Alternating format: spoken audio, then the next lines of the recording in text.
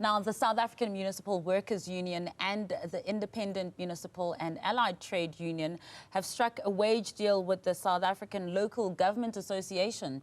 Salga and the unions have agreed on a 6% wage hike backdated from July this year and is set to run until June 2029. Samwu General Secretary Dumisane Magagula joins us for more. Dumisane Magagula, thank you so much for your time this evening. It's been described as a landmark, to get a 5-year wage and salary agreement. What's your reaction and your members to this? Good evening and good evening to your viewers. Indeed, it's a landmark agreement, and as some we are pleased to announce that the agreement, 5 years, spanning over that period, with the first year at 6% and the following years at CPI plus a 0.575% to a 1.25%.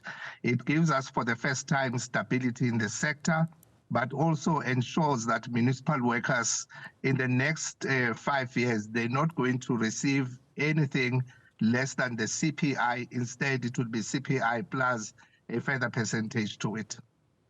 Now, initially, workers wanted an 8% pay hike. Of course, you've settled on 6%, but then there is this agreement that is going to last and it will increase as well. So I guess they were happy to forfeit the 8% for the 6%. Yeah, our members have had to do the comparison between a single-year agreement at 8% and a 5-year agreement which speaks to inflation, because what's important is salaries should increase according to inflation so that workers are able to withstand the economic pressures that they face on a day-to-day. Now, with this agreement in place, we are now able to focus on other areas of collective bargaining, which will be ongoing immediately from October, on wage curve, categorization of municipalities.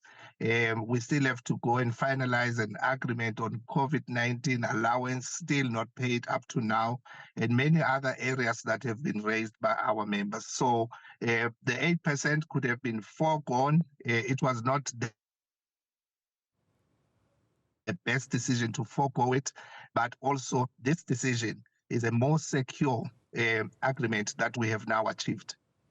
Yeah, and there were quite intense negotiations that took place before we got to this landmark agreement, which we've described as a game changer as well.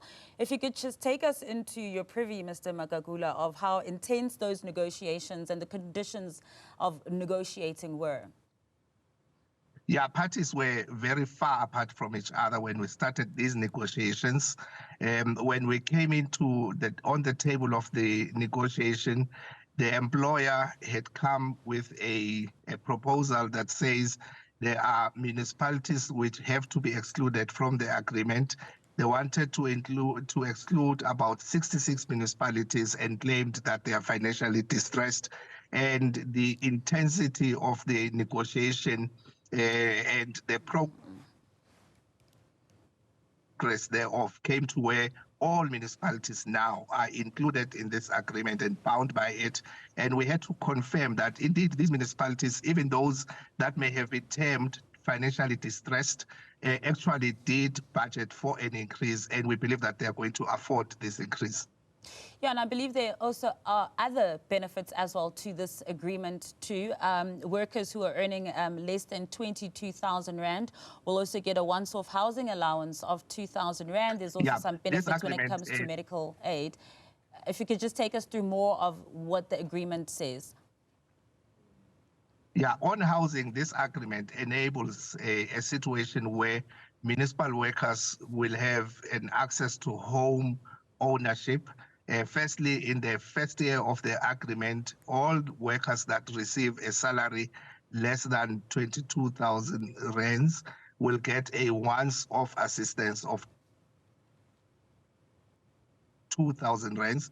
But following that, we are also entering into a housing investigation to find the best modality to deal with access to home ownership for municipal workers.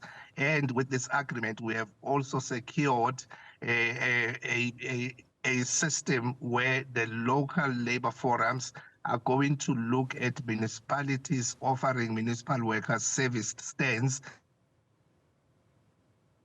so that if they want to build their own houses, they're able to do that. But also on medical aid, we have secured a 60-40 contribution where the employer contributes 60% towards medical aid and municipal workers contribute 40%. And the capping on medical aid will also increase by the same amount of an increase throughout this collective agreement. So the agreement really takes care of other areas, but what's also important with this agreement is that we have agreed on a philosophy that we are going to go out and improve productivity of municipalities, not only in terms of revenue collection, but most importantly in terms of service delivery, which is the constitutional obligation of municipalities. And municipal workers have said to us, following the signing of this agreement, we should be able to see municipalities enabling them to deliver the services that should go to the citizens. I mean, you've just answered my next question there, because I wanted to talk about municipalities, particularly after the recent Auditor General report that found that most municipalities are struggling financially, and of course that has an effect on service delivery. So will these increases for the workers have a positive impact ultimately on residents who want proper service delivery? Yeah, look, these increases are not just increase of salaries of workers, but the collective agreement also says give municipal workers the tools that they need. And with this collective agreement, we have also said professionalize local government, make sure that there is professional management of local government and deployment in cases where there are deployments in senior positions. And we have also raised the importance of getting away from privatization and making sure that we remunicipalize so that the services that go to the communities are affordable for the communities that will be receiving those services. So there is a commitment in terms of parties to make sure that as municipal workers are receiving their rightful payments, at the same time, we also offer the much needed service delivery to our communities. Dumisane Magagula, thank you so much for your time this evening. That's Samwu's General Secretary, speaking to us there about those wage negotiations that have now come to an end.